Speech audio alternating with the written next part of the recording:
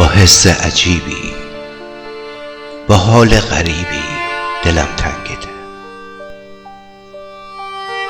پر از عشق و عادت، بدون حسادت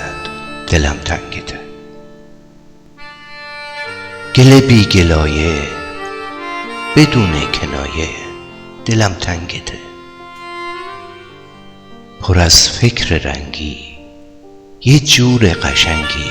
دلم تنگته، تو جایی که هیچکی واسه هیچکی نیست و همه دل پریشم، دلم تنگ تنگه واسه خاطراتت که کهنه نمیشن،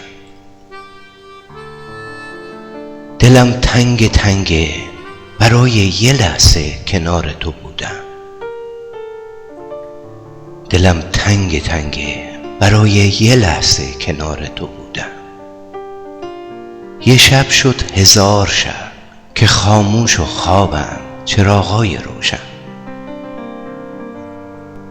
من دل شکسته با این فکر خسته دلم تنگته، با چشمای نمناک تر و ابری و پاک دلم تنگته، دلم تنگته.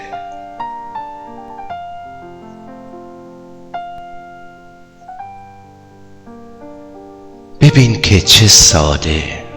بدون اراده دلم تنگته، مثل این ترانه چقدر عاشقانه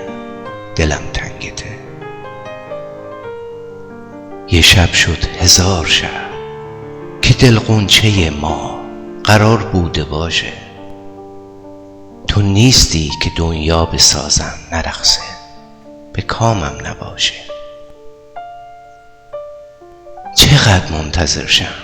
که شاید از این عشق سراغی بگیری، کجا، کی، کدوم روز منو با تمام دلت میپذیری، من دل شکسته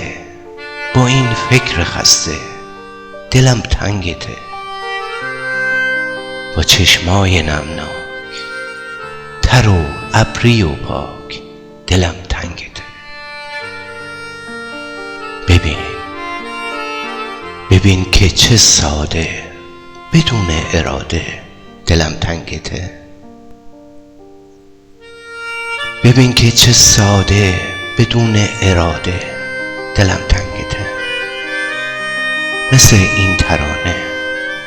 چقدر عاشقانه دلم تنگته، چقدر عاشقانه دلم تنگته،